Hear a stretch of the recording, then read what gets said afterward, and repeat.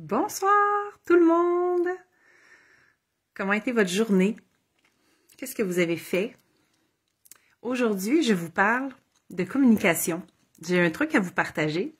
Est-ce que ça vous arrive des fois, particulièrement sur Messenger, de recevoir des commentaires de la part d'une amie, cliente, prospect, professionnel, membre de votre famille, et d'avoir le goût de répondre sur le champ à partir d'un espace déclenché. Quand ça m'arrive, ça fait longtemps que ça ne m'est pas arrivé, mais quand ça m'arrive, j'ai un truc que j'utilise maintenant, puis je vais vous le partager. Parce que quand on est provoqué par l'autre, on a le goût de répondre tout de suite, comme « va chier, mange la marde ». On a le goût comme de répondre sous la colère, sous la réaction spontanée. Mais l'affaire, là, c'est que les mots restent. Puis il y a des choses qu'on dit aux gens. Si on les dit aux personnes à partir d'un espace qui n'est pas aligné, ça peut rester longtemps, puis après ça, il faut réparer les pots cassés. Puis ça, c'est long, puis c'est plate. Il faut s'excuser, s'expliquer, reprendre contact avec la personne, se remettre dans le contexte, lui expliquer, etc. Donc, quand vous vivez une expérience comme ça, vous êtes déclenché par la personne. Puis ça peut être un moment de colère, mais ça peut être aussi une grande joie.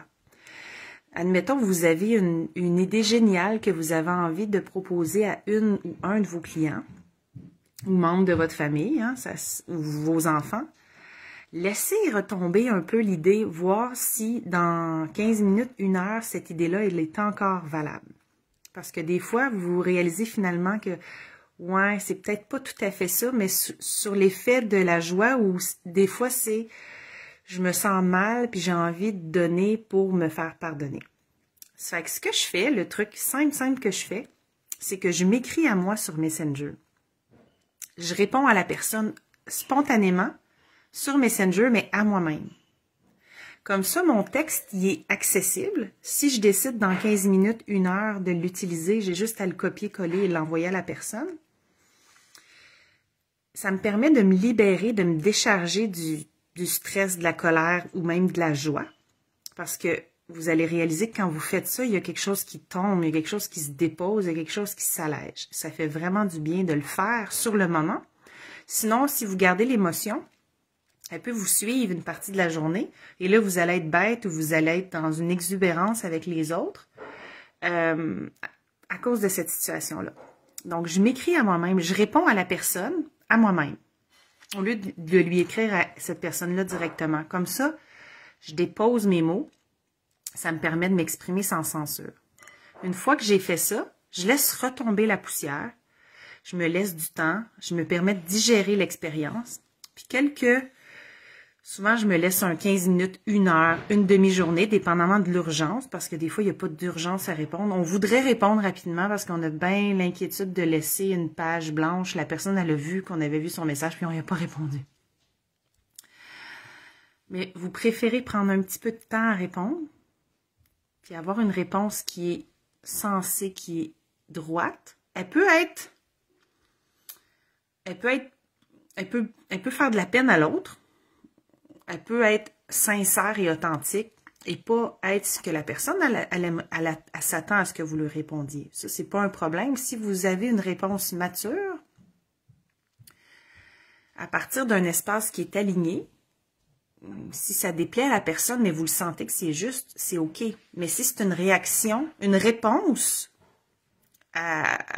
automatique de colère ou de j'ai absolument envie de lui donner parce qu'elle n'est pas satisfaite, ou je suis tellement joyeuse d'avoir vu cette personne-là que j'ai envie d'y en donner davantage, mais là, tu te rends compte après 15 minutes, 1 heure ou quelques heures que c'est pas exactement ça que tu veux faire. Donc, le fait d'écrire puis de laisser déposer, des fois, ça permet d'avoir souvent, honnêtement, 4 fois sur 5, je change ma réponse.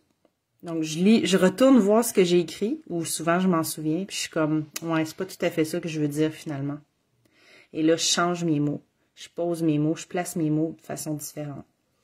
Ce qui est intéressant, c'est que ça m'a permis de l'exprimer à moi-même, de le libérer, de le déposer, comme vous pourriez le faire dans un journal intime, vous pourriez le faire dans un cahier, vous pourriez aussi le partager à quelqu'un de votre entourage, mais les gens sont pas toujours disposés à recevoir parce qu'ils sont eux-mêmes dans leurs propres histoires, préoccupations.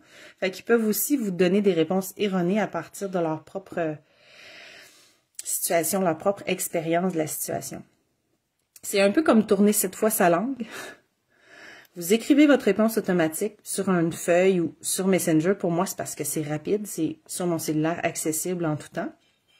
Vous laissez déposer, puis finalement, vous réalisez, ouais, si j'avais répondu ça automatiquement, ça aurait été sur le coup de la colère, puis j'aurais été un peu méchante ou sec, ou j'aurais voulu clore la discussion, ou j'aurais voulu trop donner. Des fois, on veut trop donner pour se faire comme un peu pardonner. Finalement, on dit non, la façon dont j'ai agi, c'était juste finalement.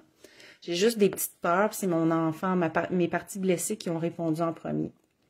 Fait que c'est mon petit truc ce soir. Ça me sert énormément à avoir des communications qui soient saines avec tout le monde. Je vous souhaite une très belle soirée et je vous retrouve demain pour une nouvelle transmission. Ciao!